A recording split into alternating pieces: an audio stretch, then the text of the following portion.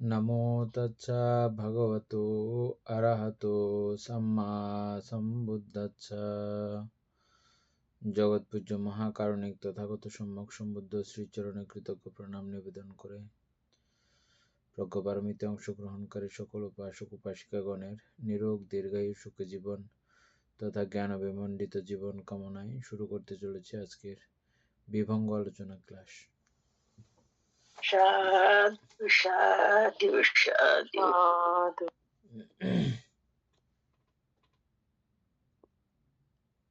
শুভ নববর্ষ ভান্তে। মঙ্গল। আমাদের page number কত? বানতে 351 মনে হয়। সুকুমার আছে নাকি? সুকুমার একটু নোট করে রাখছে কত?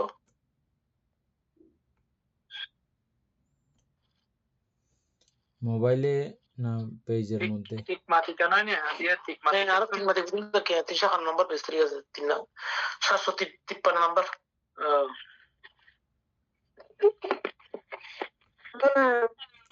মঙ্গলক।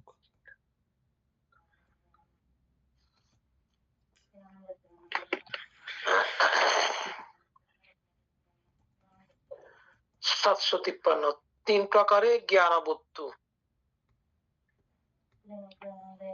চিন্তাময় প্রজ্ঞা, শ্রুতময় প্রজ্ঞা, ভাবনাময় প্রজ্ঞা।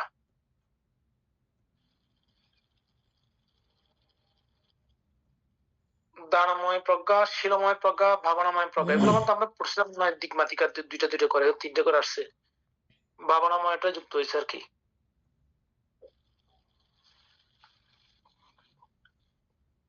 তাই নাকি অধিশীলে প্রজ্ঞা, অধিচিত্তে প্রজ্ঞা, অধিপ্রজ্ঞায় প্রজ্ঞা।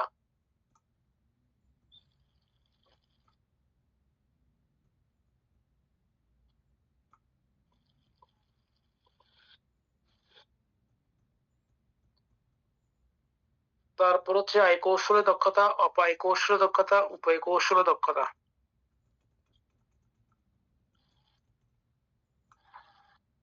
এগুলো কি আমরা 3 প্রকারের প্রজ্ঞাও পড়ছিলাম, এগুলো তিকমাতিকাটা আগে পড়ছিলাম, কোন এর মধ্যে এটি কিসের কি জানি।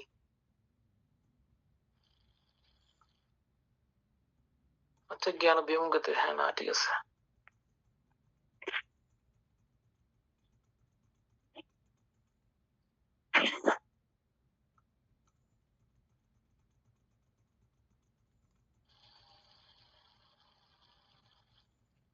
বাদে পরে চলে যাবো। হ্যাঁ। 5 নম্বর হচ্ছে বিপাক প্রজ্ঞা, বিপাক ধর্মী ধর্ম প্রজ্ঞা, বিপাক নহে বিপাক ধর্মী ধর্ম নহে এমন প্রজ্ঞা। 6 নম্বর হচ্ছে উপাদীন্য উপাদানীয় প্রজ্ঞা, অনুপাদীন্য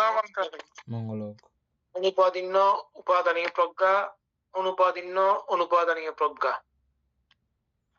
এগুলো আমরা আগে বুঝছি অবশ্য। 7 নম্বর সবিতর্ক সবিচার প্রজ্ঞা, অবিতর্ক বিচার মাত্র প্রজ্ঞা, অবিতর্ক অবিচার প্রজ্ঞা।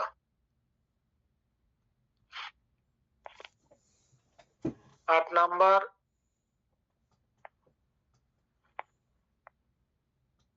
প্রীতি সহগত প্রজ্ঞা, সুখ সহগত প্রজ্ঞা, উপেক্ষা সহগত প্রজ্ঞা। 9 নাম্বার আচয়গামী প্রজ্ঞা, অপচয়গামী প্রজ্ঞা, আচয়গামীও নহে অপচয়গামীও নহে এমন প্রজ্ঞা। আচ্ছা, 10 শিক্ষ প্রজ্ঞা অশিক্ষ প্রজ্ঞা, সূক্ষ্ম নহে অসূক্ষ্ম নহে এমন প্রজ্ঞা। 11 পরিত্য প্রজ্ঞা, মহৎগত প্রজ্ঞা, অপ্রমাণ প্রজ্ঞা।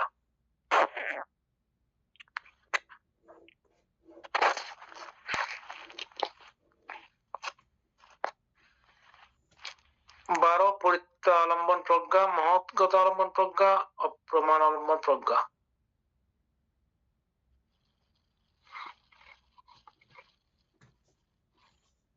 13 হচ্ছে মার্গ অবলম্বন প্রজ্ঞা, মার্গ হেতু প্রজ্ঞা, মার্গ অধিপতি প্রজ্ঞা।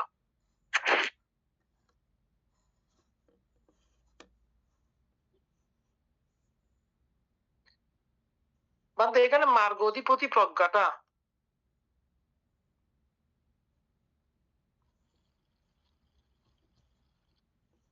বুঝেন না?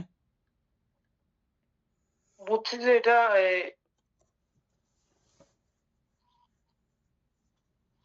যে প্রজ্ঞাটা মার্গের মধ্যে আধিপত্য করে বিস্তার করে, এটাই তো। মার্গের মধ্যে না, মার্গই আধিপত্য করে।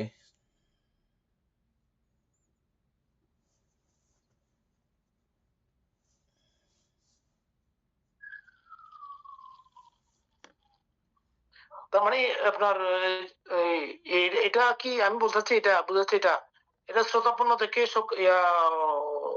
রক মার্গ পর্যন্ত এটা এভাবে না, কিরকম করে এটা করা হবে? মার্গ অধিপতি বলতে আর্যষ্টাঙ্গিক মার্গ।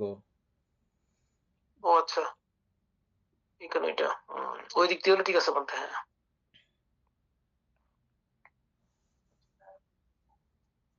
বলেন এটা একটু সবার জন্য বলেন তো, বলতে পুরোটা সবার জন্য বলেন। মার্গ আলম্বন প্রজ্ঞা, মার্গ হেতু প্রজ্ঞা, মার্গাধিপতি প্রজ্ঞা। পুরোটা বলেন সবার জন্য। এখানে মার্গ আলম্বন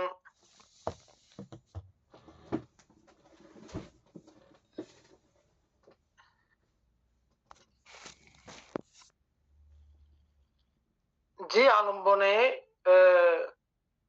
যেহেতু এখানে প্রজ্ঞা আসছে, আলম্বন দ্বারা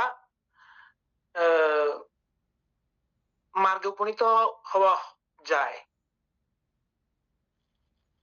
মানে শ্রোতাপতি মার্গফলের আগে যে আলম্বনটা উৎপন্ন হবে সেটা হচ্ছে ওইটার মাধ্যমে এই মার্গ আলম্বনটা হয়, এরকমই ধর্মান্ত নাকি? এখানে এটা আর্যষ্টাঙ্গ মার্গের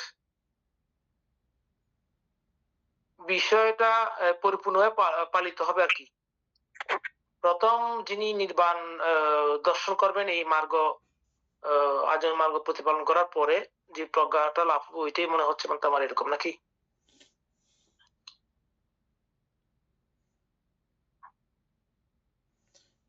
বলেন সুকুমার বাবু, তিনটা বলেন না আপনি আগে। ও আচ্ছা, তারপর হচ্ছে মার্গ হেতু প্রজ্ঞা। এখানে ওই আলম্বন যেগুলো উৎপন্ন হয় ওগুলা মূলত প্রত্যেকটা আলম্বন হেতু ছাড়া কোনো আলম্বন উৎপন্ন হতে পারে না, অবশ্যই হেতু লাগবে। এবং যে হেতুর মাধ্যমে এই মার্গে উপনীত হওয়া যায় ওইটা আর মার্গ অধিপতি যেটা আপনি আর্যষ্টাঙ্গ মার্গের মধ্যে যে আধিপত্য বিস্তার করা হয় মার্গ দ্বারা, ওইটাই আর কি বলতে। বলেন সুকুমার বাবু বলেন।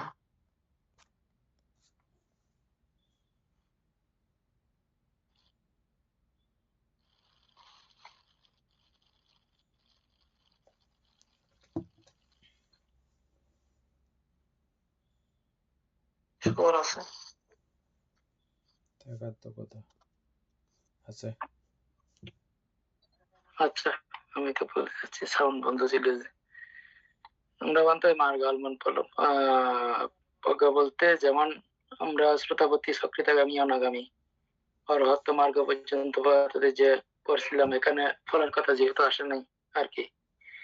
তো এই মার্গ আলম্বন ওই যেই আলম্বনের মাধ্যমে মানতের যে মার্গটা অর্থাৎ মানে লাভ করেছে আর কি উনি আর কি, মানে ওইটা ওইটাই মানে অর্থাৎ যে আমার ধারণা আর কি, অর্থাৎ আলম্বন যেটাই হোক না কেন আর কি, যে মার্গটা মানে অর্থাৎ যে অথবা শ্রোতাপতি ধরেন সকৃতাগামী ধন, অনাগামী ধন, অরহত্ত মার্গ অথবা ওইটাই মার্গ আলম্বন প্রজ্ঞা বুঝতেছি আর কি। তো এই মার্গ হেতুকটা বানতে এখানে অর্থাৎ ওই মানে আমরা তো মার্গ বলতে মানতে অর্থাৎ এই মানে ওই চতুরার্য সত্যের মধ্যে অর্থাৎ যেমন ধরেন অর্থাৎ ওই নিরুৎগামিনী একটা মানাতে যে এই প্রতিপদা, হ্যাঁ নিরুদ্গামিনী প্রতিপদা, হ্যাঁ নিরুৎগামিনী প্রতিপদা এ আর কি। জ্যেষ্ঠ মার্গ। ওইটাকে মানে ওটাকে কেন্দ্র করে মানতে যে এই যেহেতু অলপদেশ অমেহের মাধ্যমে মানি যেহেতুটা অর্থাৎ উৎপন্ন হয়েছে আর কি, অর্থাৎ কারণ বা মানে প্রশ্নের মাধ্যমে মানতে যে ওই যে এই এই মানে এটাকে মানে অর্থাৎ যে বোঝাচ্ছে আর কি।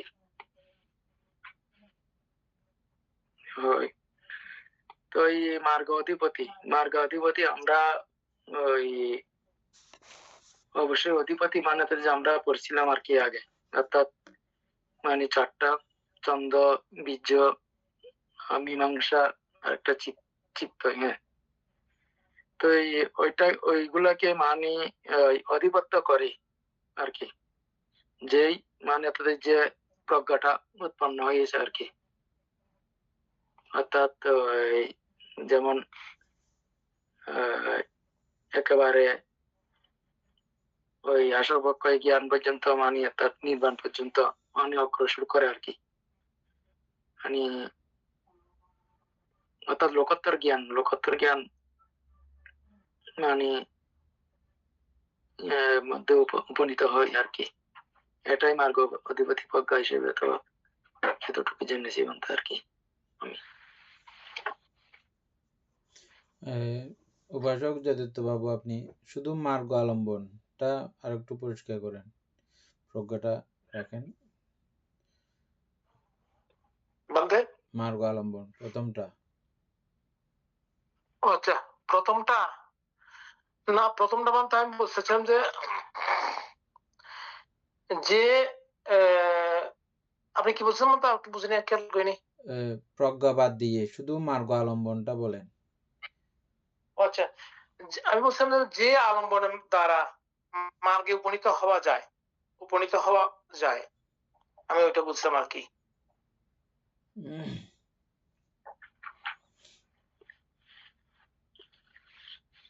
কোন আলম্বন দ্বারা মার্গে উপনীত হওয়া যায়?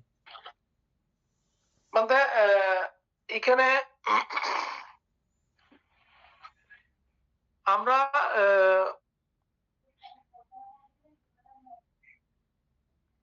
মোট কথা যে আলম্বন দ্বারা চতুরার্য সত্য দর্শন করা হয়, যেমন আমরা তো এমনি চারিস্মৃতি প্রস্থানের মধ্যে কায়ানুদর্শন, বেদনাদর্শন, চিত্তানুদর্শন, ধর্মানুদর্শন আছে। আমরা এখান থেকে যে কোনো একটা মার্গ দ্বারা, যে কোনো একটা স্মৃতি প্রস্থান দ্বারা আমরা এই মার্গে উপনীত হতে পারি, যেটা আমরা অনুদর্শন করে করে যদি যাই। এখানে দ্বারা আমাদের এই যে চারিত্রিক সত্যতা, এই যে আজ মার্গ প্রতিপালিত হবে। এই প্রতিপালিত হলে এখানে প্রথম নির্বাণ আলম্বন দূষিত হয় শ্রোতাপত্তি লাভ করলে। ওই রকম মানতে আমি ইয়ে করতেছিলাম আর কি। এটাই হচ্ছে যে নির্বাণ আলম্বন, বুঝছেন? মার্গ আলম্বন মানে নির্বাণ আলম্বন। হ্যাঁ, সেটাই বলছিলাম আপনাকে। তো নির্বাণ আলম্বন সম্পর্কে আপনার তো এমনি মনে আছে, তারপরে এটা মাঝে মধ্যে রিভাইজ দেওয়া দরকার। আর শুধু আমি এটাই শুনতে চাইছিলাম, নির্বাণ আলম্বনটা একটু পরিষ্কার করেন।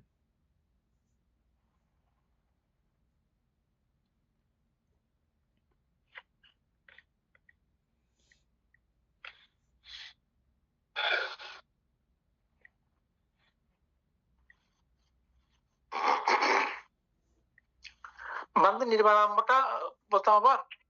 হ্যাঁ, মার্গ আলম্বন একই কথা, নির্বাণ আলম্বন একই কথা, দুটোটা একই কথা। হ্যাঁ হ্যাঁ হ্যাঁ। মানতে নির্বাণ আলম্বন আমি তো মনে একটু বলছিও সেটা, অনিত্য দুঃখ অনাত্মাকে যথাযথ দর্শন করে চতুরার্য সত্য সম্যকভাবে প্রতিফলিত হওয়ার, এখানে সম্যক দৃষ্টি, তারপরে সম্যক সংকল্প, এই যে আমরা আর্যষ্টাঙ্গ মার্গ যাচ্ছিলাম, যেটা নিরুপগামী প্রতিপদা আর্যষ্টাঙ্গ মার্গের চতুর্থ সূত্রের, তো এগুলা যখন পুরোপুরি ভাবে কি বলা হয় জ্ঞাত হওয়া যায় সম্যক ভাবে, প্রত্যেকটা আলম্বনের একেবারে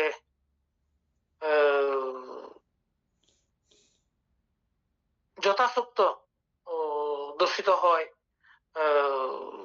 এটার উৎপত্তি বিলে থেকে শুরু করে, এবং এটা যদি আমরা আলম্বনের রূপ নামরূপের মূলত নামরূপের যথাযথ দর্শন হয়, এবং এটা কি বলা হয় অনিত্য দুঃখ অনাত্মা পর্যায়ে উপনীত হয়, তখনই এই নির্বাণ আলম্বনটা। আর এটার আগে একটা কি ছিল মানতে, সেটা তো আমার মনে পড়তেছে না। শতাপন্নের আগে, শতাপতি লাভ করার আগে আরেকটা কি জানে হয়, সেটা সবার মনে আছে কিনা জানি না। মূলত ওইখান থেকেই শ্রোতাপন্ন লাভ হয় আর কি মানতে। সুপ্রিয় বাবু, এটা একটু ইয়ার মধ্যে দেখেন, এই লাইনটা চ্যাট জিপিটির মধ্যে, তারপর আমি এমনি বলতেছি, এগুলোও শোনেন। হ্যাঁ,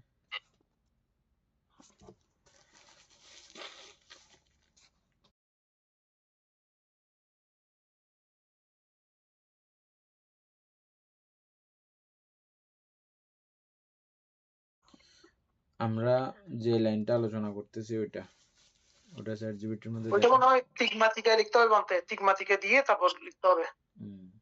না, নির্বাণ আলম্বন বলতে কি বুঝলেন? নির্বাণ আলম্বন বলতে কি এটা? হ্যাঁ, এটা পুরো লাইনটা দেখেন।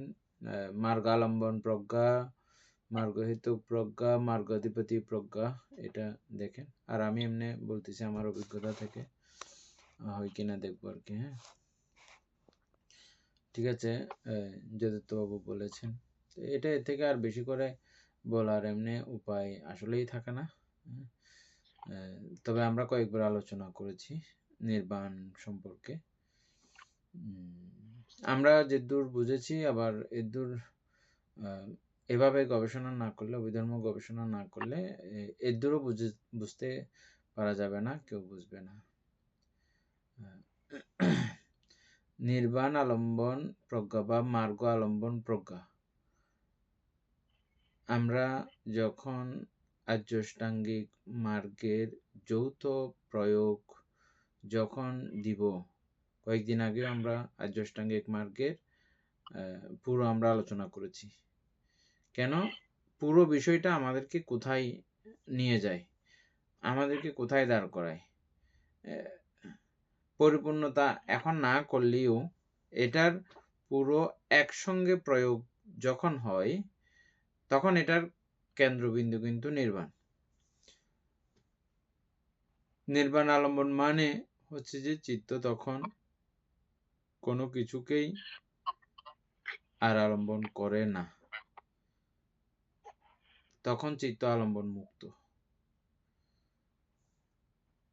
এমন একটা অবস্থায় থাকে যে তখন চিত্তকেও দেখতে পায় না, চিন্তা চিত্তকেও দেখতে পায় না, বা ওই চিত্তকেও আলম্বন করে না।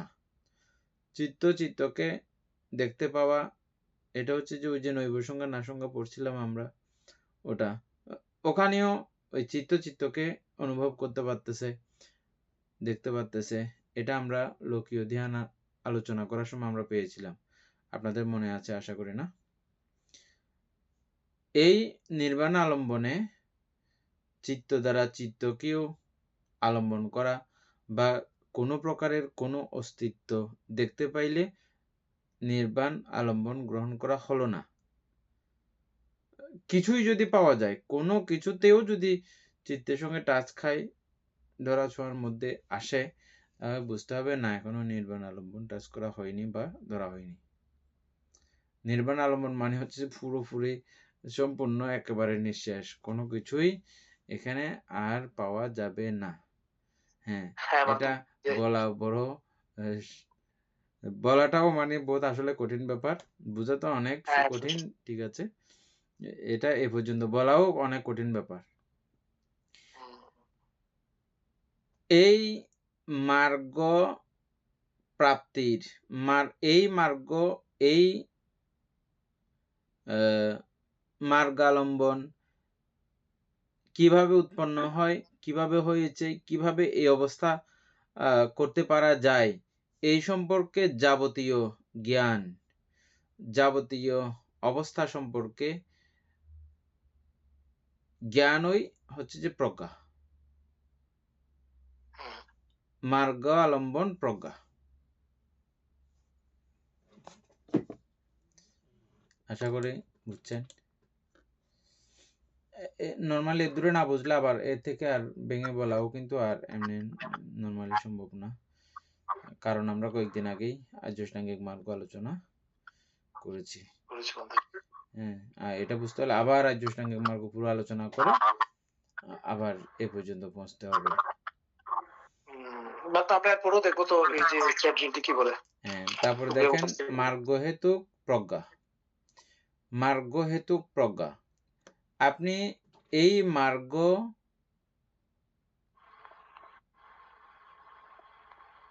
কেন আপনি এই মার্গ অনুশীলন করবেন, বা কি কি কারণে আপনি এই পর্যন্ত এসেছেন, কি কি দেখে, কি কি বুঝে এই মার্গ পর্যন্ত আপনি উপনীত হয়েছেন,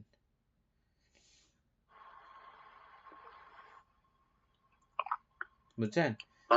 আপনি কি একটু পরে, তাহলে আমরা কি দেখে এই মার্গ পর্যন্ত আমরা উপনীত হই?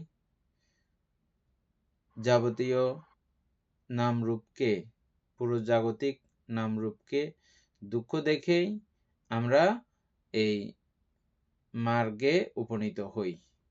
এটা মার্গ হেতু প্রজ্ঞা। মিলাইতে পারছেন উপাসক? আমরা যা পুরো জগতের সবকিছুকেই দুঃখ দেখি বলেই তো আমরা এই নির্বাণ মার্গ অনুসন্ধান করি এবং নির্বাণ মার্গ আমরা বেছে নিই এবং ওই রাস্তাতে চলার একটা সিদ্ধান্ত গ্রহণ করি। এটা ছাড়া আর কোনো ওয়ে নাই বলে আমাদের ধারণা হয়। তাহলে ওই দুঃখকে যথাযথ দর্শন করার মাধ্যমেই তো তাহলে ওই মার্গের হেতু হচ্ছে যে কি? দুঃখ। দুঃখ। তাহলে মার্গ হেতুক প্রজ্ঞা। ওই অবস্থা সম্পর্কে যাবতীয় যথাযথ জ্ঞান দর্শন হচ্ছে যে এই মার্গ হেতুক প্রজ্ঞা। তারপরে মার্গ অধিপতি প্রজ্ঞা, তখন এটা পুরো সাকসেস হয়ে গেছে। মার্গই আমাকে পরিচালিত করে, মার্গই আধিপত্য করে সেই মুহূর্তে আমার পুরো নামরূপ জগতের মধ্যে ওই মার্গই আধিপত্য করে। তার মানে কি বুঝতে হবে? ওই যে আবার ওই মার্গ আলম্বন মার্গ কথা কিন্তু একই কিন্তু রয়ে গেছে। হ্যাঁ, তখন আমাকে পরিচালিত করে, প্রতিপালিত করে, সবকিছু করে কে? ওই মার্গ। এই মার্গ আলম্বন মার্গ এগুলো একই কথা। মানে নির্বাণ আমাকে কি করে? তখন প্রভাবিত করে, পরিচালিত করে, যাবতীয় সবকিছুর দিক নির্দেশনা ওই মার্গই আমাকে দেয়। আবার এই কথাগুলো দিয়ে মানে পরে আমাকে গাইড করে, আমাকে এই করে, আমাকে সেই করে, এগুলোর মাধ্যমে আবার কিন্তু একটা ব্যতিক্রম ভ্রম লেগে যেতেও পারে। এগুলো জাস্ট উদাহরণ।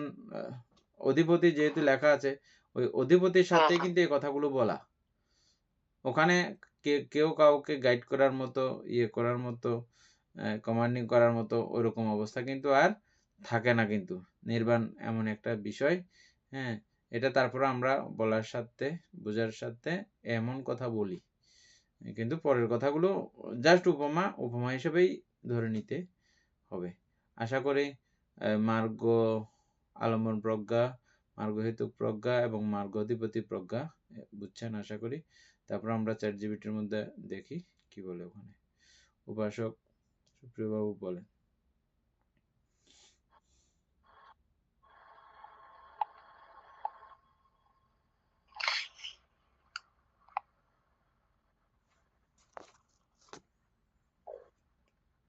বলেন। বান্তে এখানে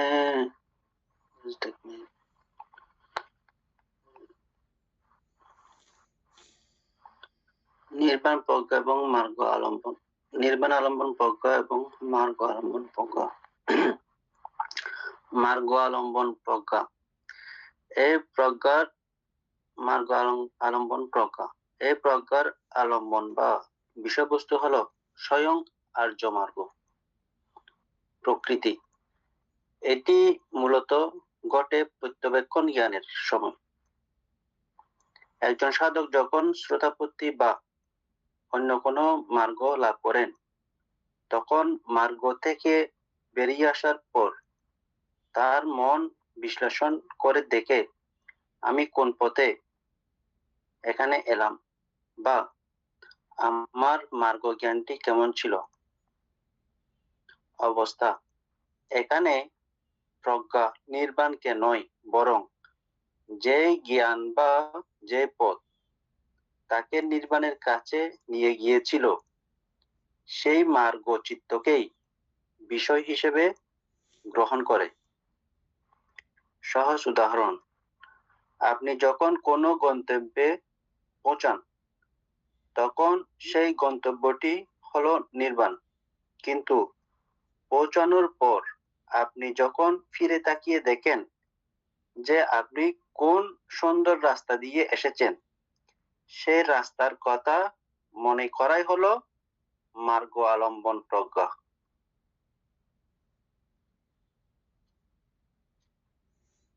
এটা আমি আবার বলতেছি, সহজ উদাহরণ। এটা ঠিক আছে, আপনি আর লাগবে না, এর পরেরটা দেখেন। আচ্ছা, নির্বাণ আলম্বন প্রজ্ঞা,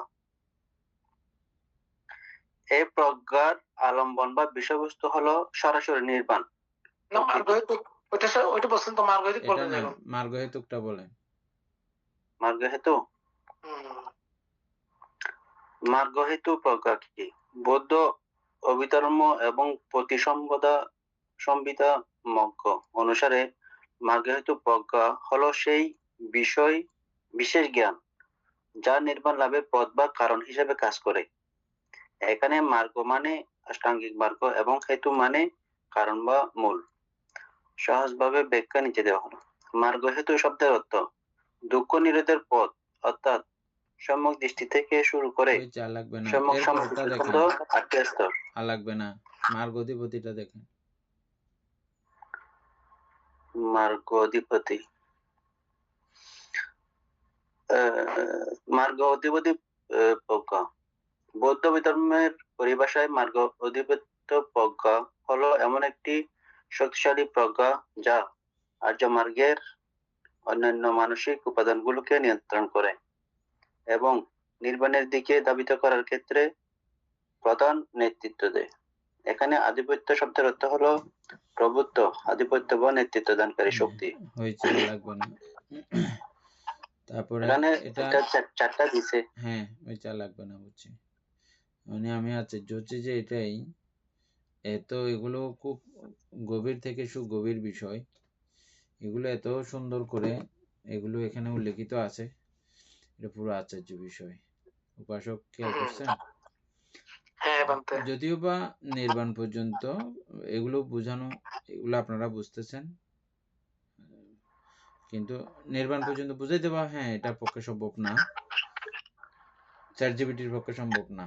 এটা আমি অনেকভাবে ট্রাই করেছি, উর্দু পর্যন্ত পারবে না।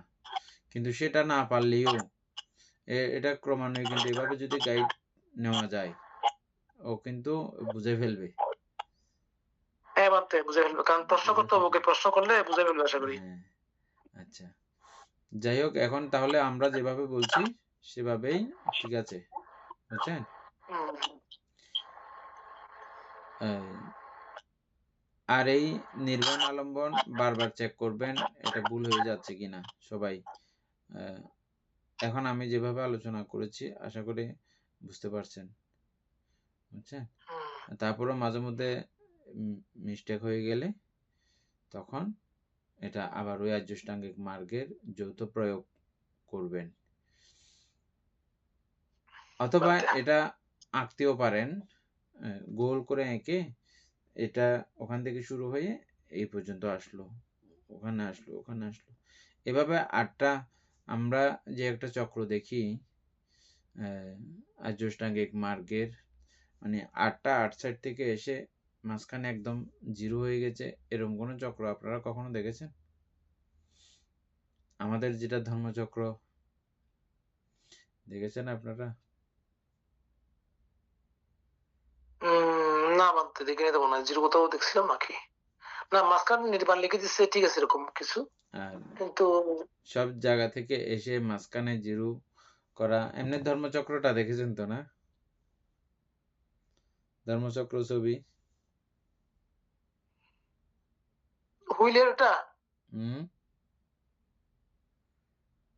হুইল চাকাটা, হ্যাঁ, ওইটা তো দেখছি মানতে অবশ্যই।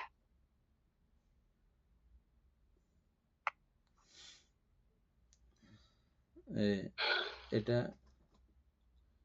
এই সাইডেরটা এটা দেখছি। হ্যাঁ, বুঝছেন? এটা মাঝখানে এটাতে এমনি জোড়া লাগানি আছে, তবে মাঝখানে এটা 0টা খালি থাকে নর্মালি। এটা সংকেত হচ্ছে যে আপনি এই 8 মার্গের যৌথ প্রয়োগে এই মাঝখানে গিয়ে এটা 0, বুঝছেন? আপনারা এটা নিজে নিজে আঁকবেন, একটা আঁকে দেখবেন, অথবা এই চক্রের মধ্যে লিখবেন, সব মার্গগুলো লিখবেন, লিখে ওখান থেকে এটা শুরু হয়ে এই পর্যন্ত এটা আসছে। প্রত্যেকটা মার্গ লিখবেন আর কি, 8টাতে 8 মার্গ লিখে এখান থেকে এটা শুরু হয়েছে, এই পর্যন্ত এটা আসছে।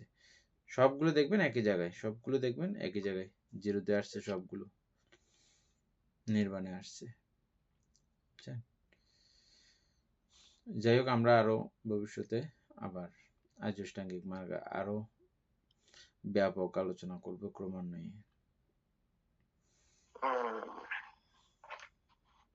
আশা করি এই 13 নম্বরটা বুঝছেন সবাই। আমরা এর পরেরটাতে যাই। 14 হচ্ছে আমাদের উৎপন্ন প্রজ্ঞা, অনুৎপন্ন প্রজ্ঞা, উৎপত্তিশীল প্রজ্ঞা। উপাসক সুপ্রিয় বাবু, এমনি বুঝছেন তো না আপনি এই 13 নম্বরটা? ঠিক আছে। হ্যাঁ, উপাসক উৎপন্ন প্রজ্ঞা। উৎপন্ন প্রজ্ঞা, অনুৎপন্ন প্রজ্ঞা, উৎপত্তিশীল প্রজ্ঞা। এটা তো নর্মাল এমনি বোঝা যাচ্ছে। তারপরে হচ্ছে অতীত প্রজ্ঞা, অনাগত প্রজ্ঞা, বর্তমান প্রজ্ঞা। ঠিক আছে। তারপরে অতীত আলম্বন প্রজ্ঞা, অনাগত আলম্বন প্রজ্ঞা, বর্তমান আলম্বন প্রজ্ঞা। আধ্যাত্ম প্রজ্ঞা, বাহির প্রজ্ঞা, আধ্যাত্ম বাহির প্রজ্ঞা। এটা মানতে আধ্যাত্ম প্রজ্ঞা তো ঠিক আছে, আর বাহির প্রজ্ঞা, বাহির যে আলম্বন উৎপন্ন হয় ওইটাকে প্রজ্ঞা, মানে ওইটার যে আলম্বনের সব ধর্মকে জেনে জেনে ওইখান থেকে অনিত্য দুঃখ অনাত্মা হিসেবে বের করা যায়, এটাতে প্রজ্ঞা নাকি মানতে গেলে। যেমন চ্যাটজিপিটির মধ্যে এখন একটা কথা লিখেছে, আপনারা খেয়াল করেছেন, মার্গ আলম্বন প্রজ্ঞা। এখানে প্রজ্ঞা বলতে এখানে বোঝানো হয়েছে যে ওটা কোন কৌশলে উৎপন্ন হয়, কি কৌশলে উৎপন্ন হয়, এটা সম্পর্কে প্রজ্ঞা, বুঝছেন? আবার সেটা চ্যাটজিপিটির মধ্যে এরকম লিখলেও আবার প্রজ্ঞার যেটা মূল কোয়ালিটি, প্রজ্ঞা লিখলে ওখানে প্রজ্ঞার কোয়ালিটি কিন্তু আছেই। এবং আমি যেটা আলোচনা গবেষণা করতেছি ওটাও কিন্তু ওই জায়গার বিষয়টাও কিন্তু প্রজ্ঞা। হ্যাঁ, মার্গ আলম্বন ওটা তো পুরোই প্রজ্ঞা। প্রজ্ঞা ছাড়া তো আর নির্বাণ কখনো আসে নাই না। এবং এই মার্গ আলম্বন প্রজ্ঞা এটা আরো একটু ব্যাপক, ওটা সম্পর্কে পুরো রিমন্থন করার মতো পাওয়ার শক্তি, আবার বিষয়টাকে প্রতিপক্ষণ করার মতো শক্তিকে এখানে এই মার্গ আলম্বন প্রজ্ঞা হিসেবে মানে চ্যাটজিপিটির মধ্যে বলা হচ্ছে আর কি। তো চ্যাটজিপিটি ওই বিষয়টা সুন্দর করছে, আলম্বনটাকে ইনি বলছেন যে উনি মার্গ উপনীত হওয়ার পরে যখন পিছন দিকে তাকাবেন কোন আলম্বন দ্বারা উনি ওখানে ঢুকলো, ওইটা মানতে সুন্দর হয়েছে মানতে, হ্যাঁ সেটা ঠিক। তখন আমার মনটা ক্লিয়ার হবে, বুঝতে পারবে এটা, কারণ উনি জেনে গেছেন হ্যাঁ এই আলমন দ্বারা আমি একটু পর্যন্ত আসছি মানতে। হ্যাঁ সেটা সুন্দর কথা বলছে উনি, ভালো লাগছে।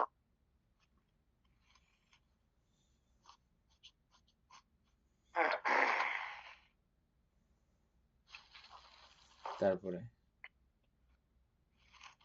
আচ্ছা, আধ্যাত্ম প্রজ্ঞা, বাহির প্রজ্ঞা, আধ্যাত্ম বাহির প্রজ্ঞা, ওই এটা বলছিলাম, বাহির প্রজ্ঞাটা বলছিলাম যেমন। বাহির প্রজ্ঞা বুঝেন না? না আমি যেটা বলছিলাম সেটাই তো নাকি? হ্যাঁ। তাহলে ঠিক আছে, তাহলে আধ্যাত্ম বাহির প্রজ্ঞা, ভিতরে বাইরে দুটাই। আধ্যাত্ম আলম্বন প্রজ্ঞা, বাহির আলম্বন প্রজ্ঞা, আধ্যাত্ম বাহির আলম্বন প্রজ্ঞা। আচ্ছা, তারপরে এমনি বলেন না সবার জন্য আধ্যাত্ম আলম্বন প্রজ্ঞা। আমাদের উপাসক সুশান্ত বাবু আধ্যাত্ম প্রজ্ঞা বুঝেন? হ্যাঁ বান্তে। বলে আধ্যাত্মিক প্রজ্ঞা মার্গ সম্পর্কে জ্ঞান বান্তে।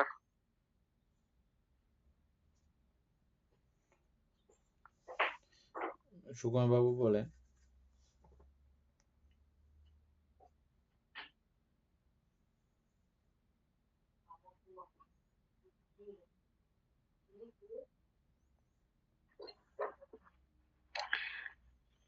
আধ্যাত্ম প্রজ্ঞা মানতে নিজের ভিতরে আর কি বানতে, নিজের ভিতরে যে জ্ঞানগুলো উৎপন্ন হবে আর কি বানতে, সেটাই নিজের মধ্যে। পরিষ্কার করে বলেন।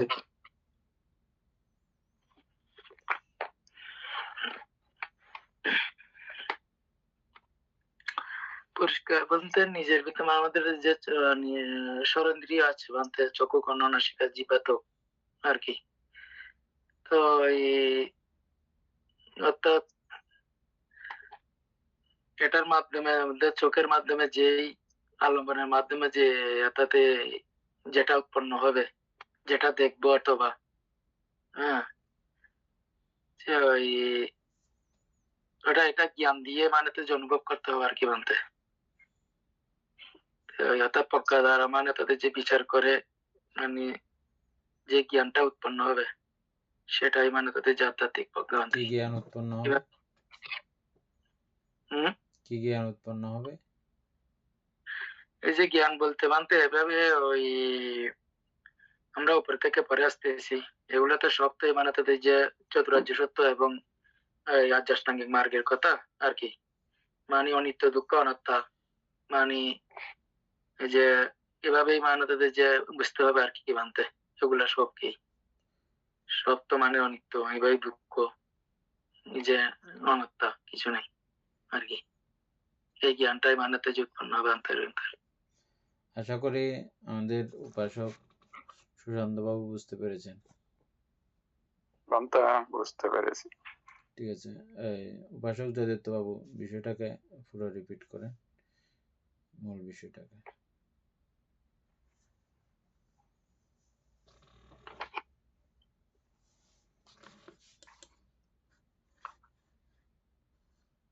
বলতে আধ্যাত্ম প্রজ্ঞা হচ্ছে সুকুমার বলে মূলত প্রজ্ঞা হচ্ছে এটাই, কোন আত্মাকে জানা।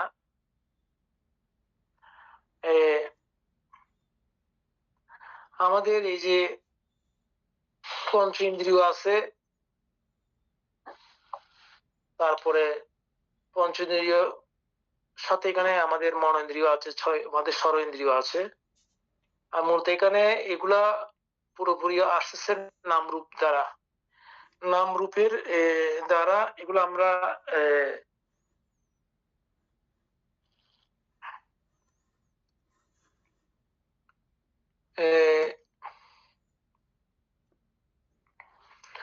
আমরা বোঝার চেষ্টা করি। এখানে আমরা যেমন রূপের ক্ষেত্রে আমরা বিভিন্ন ভাবে দেখেছি, এখানে চাই মহাভূত রূপ, এগুলা রূপগুলো যদি আমরা এভাবে ভেঙে ভেঙে দেখি, এগুলার দেখতে গিয়ে আমরা দেখি যে এখানে আসলে শূন্য ছাড়া কিছু প্রতিমান হয় না।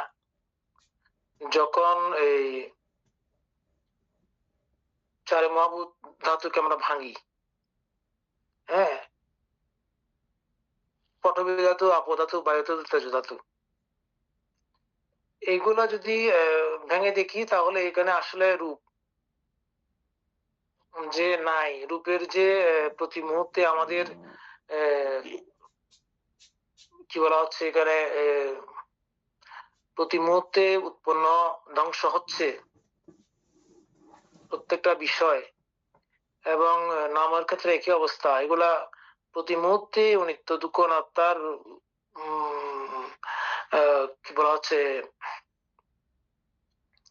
অবস্থা পরিলক্ষিত হয় যদি যথাযথ দর্শিত হয়, তখন এইভাবে আসলে দেখাটা নিজের শরীরের মধ্যে চিত্রটাকে নিবিষ্ট করে যদি আমরা এভাবে কন্টিনিউ দেখতে থাকি, তখন এইটাই হচ্ছে মূলত প্রজ্ঞা।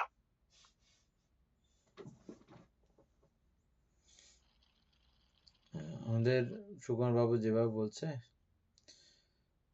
এখানে আধ্যাত্ম প্রজ্ঞা বলতে আমরা ওই যে আধ্যাত্মিক রূপ পড়ছিলাম, ওই আধ্যাত্মিক রূপ সম্পর্কে প্রজ্ঞা লাভ করা, প্রজ্ঞা থাকা হচ্ছে যে আধ্যাত্মিক প্রজ্ঞা, আধ্যাত্ম প্রজ্ঞা। আচ্ছা, আপনার এই পঞ্চেন্দ্রিয়। হ্যাঁ, তারপরে এই আধ্যাত্মিক রূপগুলো ছাড়া বাকি সবগুলো বাহ্যিক, বাহ্যিক সম্পর্কে প্রজ্ঞা, রূপ লেখা নাই আর কি, বুঝছেন? তো ওই প্রজ্ঞা মানে হচ্ছে যে এগুলো অনিত্য। না, আমি বলতে সেটা ঠিক আছে, আমি বলতে এটা এভাবে পাচ্ছি কারণ আধ্যাত্মিক যেটা আসছে এইগুলা আমাদের যে পঞ্চদ্বার বা ষড়েন্দ্র দ্বার আছে, এগুলো তো বাহ্যিক বিষয় ছাড়া এখানে আমাদের প্রজ্ঞাটা বা আমাদের রূপ ছাড়া আমরা নাম দিয়ে কি করে এই প্রজ্ঞাটা আমরা বুঝতে পারবো, আমি সে কারণে বলছি আর কি জিনিসটা। যাই হোক, তো তাহলে আধ্যাত্মিক এই বিষয়গুলোতে প্রজ্ঞা মানে হচ্ছে যে এগুলো অনিত্য এবং এগুলো দুঃখ। কখন দুঃখ হয় এগুলো? মানে যখন আসল উৎপন্ন হয় তখন দুঃখ হবে। আমি তো থাকলে তো অবশ্যই দুঃখ আসবে। আর না থাকলে? এইখানে বলতে না থাকলে বলতে এখানে যে কোন প্রজ্ঞা উপনীত হবে তখন আমি তো না থাকলে, আমার না থাকলে দুঃখও নাই। দুঃখ নাই, হ্যাঁ, ওইটা তো প্রজ্ঞা থাকলে ওখানে আর কিছু থাকবে না। আমার আমিত্ব না থাকলে দুঃখ নাই। নরমালি আমার আমিত্ব থাকলেই দুঃখটা আছে। আচ্ছা, আর আমার আমিত্ব থাকুক না থাকুক অনিত্য কিন্তু আছে। হ্যাঁ, সেটা তো অবশ্যই বলতে এটা সর্বক্ষণ। দুঃখটা আমার আমিত্ব না থাকলে দুঃখ নাই। তবে হ্যাঁ, বলতে আরেকটা দৃষ্টিভঙ্গিতে এটা ঠিক আছে। আবার ওই আমরা যেটা পড়ে আসছিলাম বা সুমন যেটা বলছিল আর কি, ওইটা আমি বলতে চাইছিলাম, কিন্তু ওইটা আমার মধ্যে কেমন জানি মিলতেছে না, সেখানে বলি নাই। সেটা হচ্ছে কি, আমাদের যে পঞ্চ ইন্দ্রিয় যেগুলো আছে, এই পঞ্চ ইন্দ্রিয় গুলো তো কি জানি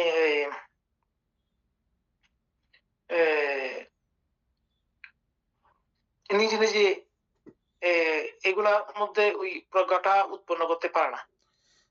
আপনি ওই দৃষ্টিকোণ থেকে বলছেন আর কি। এমনি তো নাম ছাড়া ওগুলোর অস্তিত্ব তো এমনিও নাই। আর তাছাড়া একটা জিনিস, ওখানে যদি আমার মানে আমিত্ব ভাবটা যদি ওখানে নাই থাকে, তার এগুলো তো আসলে এটা ওইটাই প্রজ্ঞা মূলত, ওগুলোর প্রতি আমাদের পঞ্চেন্দ্রিয়ের দ্বারের প্রতি, পঞ্চেন্দ্রিয়ের প্রতি আমরা যদি আমিত্বটা না থাকে, তাহলে সেখানে তো প্রজ্ঞাটা চলে আসে অটোমেটিকলি বলতে।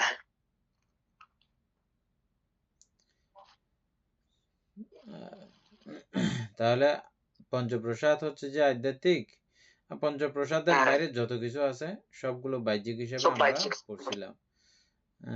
তো এগুলো সম্পর্কে প্রজ্ঞা মানে এগুলোর উৎপত্তি, বিনাশ, অনিত্যতা, দুঃখতা, অনাত্মতা, এগুলো সব সবিস্তারে বুঝতে পারা প্রজ্ঞা। আর বাহ্যিক সমস্ত বিষয়ে ওই ভাষটা বাদ দিয়ে আর বাহ্যিক যত বিষয় আছে সবগুলো সম্পর্কে যথাযথ জ্ঞানই প্রজ্ঞা। আধ্যাত্মিক বাহ্যিক দুইটা সম্পর্কে যথাযথ জ্ঞানই প্রজ্ঞা।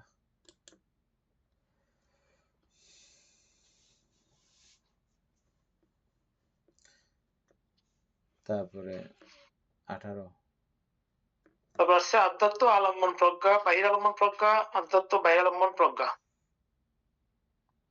ঠিক আছে, তারপরে তারপর হচ্ছে স্ববিতর্ক স্ববিচার প্রজ্ঞা। এটার মধ্যে কি তফাৎ? 17 এবং 18 মধ্যে কি তফাৎ?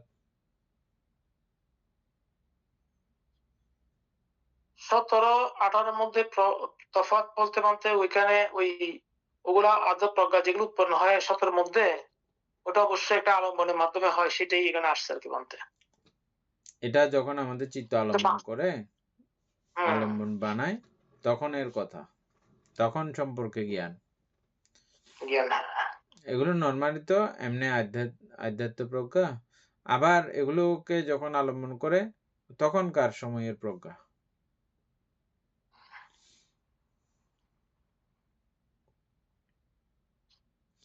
উপরেরটা 17 নম্বর হচ্ছে আলম্বন করার না করার কোনো প্রশ্ন আসতেছে না, সরাসরি আধ্যাত্মিক এই বিষয় সম্পর্কে প্রজ্ঞা হচ্ছে যে উপরেরটা 17 নম্বর। আর নিচেরটা হচ্ছে যে আধ্যাত্ম আলম্বন প্রজ্ঞা, ওই আধ্যাত্মিক বিষয়কে আপনি আলম্বন করেছেন, ওই আলম্বন সম্পর্কে প্রজ্ঞা। 19 স্ববিতর্ক স্ববিচার প্রজ্ঞা, যা বিপাক আছে, বিপাকধর্মী ধর্ম আছে, বিপাকও নহে, বিপাকধর্মী ধর্মও নহে, এমনও আছে।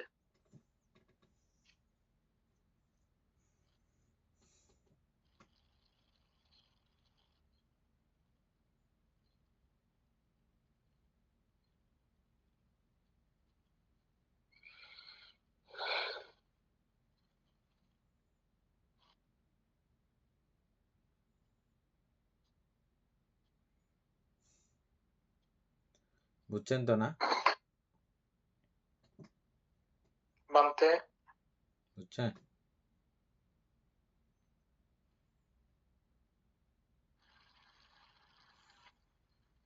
এটা বানতে একই, না বোঝার কোনো কিছু নাই, ওখানে প্রজ্ঞা লেখা নাই আর কি। কোনখানে প্রজ্ঞা আছে তো বানতে? ওই যে সবিতর্ক সবিচার প্রজ্ঞা, বিপাক আছে, বিপাক আছে, বিপাক ধর্মী ধর্ম ফল আছে, আছে, ফল আছে, ফল আর কি বানতে? হ্যাঁ, হ্যাঁ, বিপাকও নহে, বিপাক ধর্মী ধর্মও নহে, এমনও আছে। তা বাকি সবগুলো একই, এগুলো টেনে যেতে পারেন। তারপর উপাদিন্য উপাদানীয় আছে, অনুপাদিন্য অনুপাদানীয় আছে।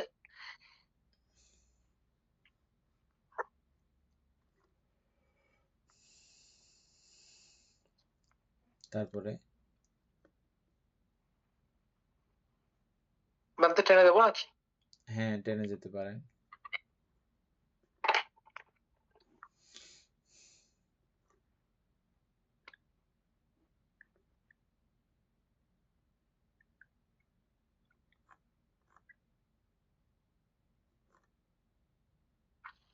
কিন্তু এখানে উপাদিন্য উপাদানীয় আছে, অনুপাদিন্য অনুপাদানীয় আছে, অনুপাদিন্য অনুপাদানীয় আছে। এই 20 নাম্বারটা ওদিকে আবার 3 নাম্বার আসছে সেম কেন? এগুলো আমাদের দুবার করে দিচ্ছে, কেন দিচ্ছে কি জানি। ঠিক না, ঠিক মাতিকা তো 3 বার করে আলোচনা হচ্ছে আর কি। না, 3 বার করে, প্রত্যেকটা 3টা করে আছে, ঠিক আছে। আবার ওগুলো প্রত্যেকটা লাইনে 3 বার করে আলোচনা হবে। ও আচ্ছা, হ্যাঁ, প্রত্যেকটা লাইনও 3 বার করে আলোচনা হচ্ছে বান্তি এখানে। একটু একটু সূক্ষ্ম সূক্ষ্ম হিসেবে একটু পার্থক্য আছে অবশ্যই। আর পার্থক্যটা মানে এখানে তুলে ধরা হয় নাই বা তুলে ধরা যায় নাই, এরকম করে বলছিল না বান্তা আমাদেরকে? কিন্তু লেখা তোমাদের একই, একটা করে ব্যস্ত নাই। এই জন্য আর কি এটা বাংলাতে মানে এটা তুলে ধরতে পারতেছে না, এরকম একটা ব্যাপার আছে।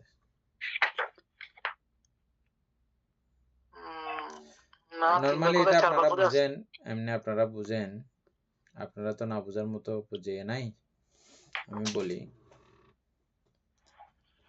একই রকম চিত্ত এর পরবর্তী ক্ষণে হইলে আমাদের নানা বিষয় তফাৎ তারতম্য হয়ে যাচ্ছে না? যেমন আমরা কোনো কথাবার্তা সাধারণত অবশ্যই হবে, হ্যাঁ। যেমন আমরা সমন সুসহগত জ্ঞান সম্প্রযুক্ত অসংস্কারিক চিত্ত, এটা একবার পড়েছি যে আমরা একরকম পড়েছি যে, কিন্তু এটা আপনি করতে চাইলে ঠিক কি একই রকম? ওই না, ওটা একই তো হয় না কোয়ালিটি বাচ্চারা। গুলোও হাজার রকমে ব্যবধান হয়ে যায়। হুম, এক কিন্তু একটা এটা তো বেসিকের জানা একটু আছে, 19 হ্যাঁ। 20 হইলে মাত্র এক রকম হয়ে গেছে। হুম, অনেকগুলো বিষয়কে কেন্দ্র করে, মানে এদূর পর্যন্ত এটাকে অমুক চিত্ত হিসাবেই বলতে হবে, বলা যাবে। যেমনটা স্কুলের মধ্যে 1 হইতে 10 পর্যন্ত একই ক্যাটাগরিতে ফেলে, তারপরে 10 হইতে 20 পর্যন্ত একই ক্যাটাগরিতে ফেলে, রোল কল বা বিভিন্ন এরকম করলে, ভাগ করলে তখন এরকম এরকম করে ভাগ করে না?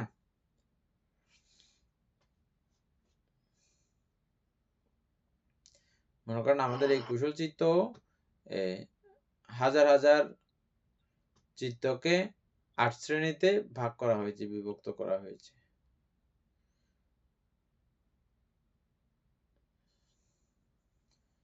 ওই সমন হ্যাঁ, বান্দা সুসংগত করে। চিত্ত 1 থেকে 100 পর্যন্ত, মনে করেন উদাহরণস্বরূপ ধরে নেন যে 1 থেকে 100 কোয়ালিটি পর্যন্ত আছে। একদম হাই, আবার এটার মধ্যে একদম লো। আর লো মানে আবার দ্বিতীয়টার মতো হবে না। দ্বিতীয় বলতে সমন সুসহগত জ্ঞান সম্প্রযুক্ত সংস্কারিক চিত্ত না, অসংস্কারিক চিত্তই বটে, কিন্তু একই রকম না, তারতম্য আছে। বান্দে ঠিক ওখানে যেমন তারতম্যের কথা যেমন উল্লেখ করা হয় না, বা যদিও বা এরকম 100 টাকা লেখা হইলেও সবগুলোকে ওই একইভাবে লিখতে হবে, বুঝছেন এখন? ঠিক এখানেও কিছু কিছু বিষয় এরকম করেই দেখা যাচ্ছে।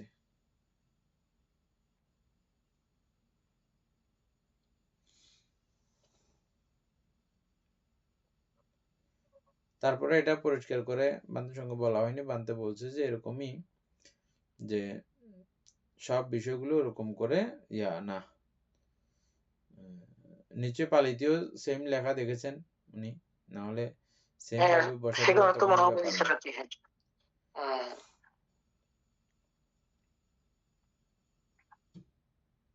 তারপরে বান্দে তারপরে আমি তো শেষ, আমরা চতুষ্ক মাতিকা পড়বো আর কালকে। হ্যাঁ, চতুষ্কোমাদিকে কালকে বলবো।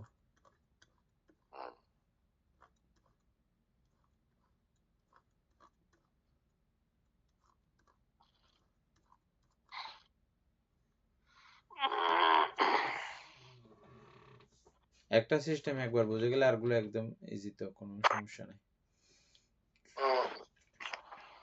সদ্ধর্মপ্রাণ প্রিয় উপাসক উপাসিকা বৃন্দ, এতক্ষণ যাবত আমরা বিভঙ্গ আলোচনা করেছি। এতে আমাদের অপ্রমেয় পুণ্য সাধিত হয়েছে। পুণ্যরাশি অনন্ত চক্রবায় সত্যগণকে দান করছি, গুরু বান্ধবীকে দান করছি, মাতা পিতাগণকে দান করছি,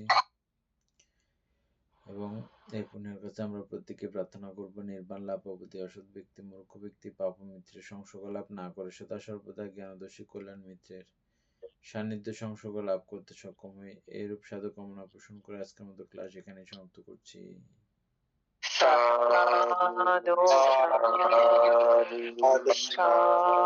সাধু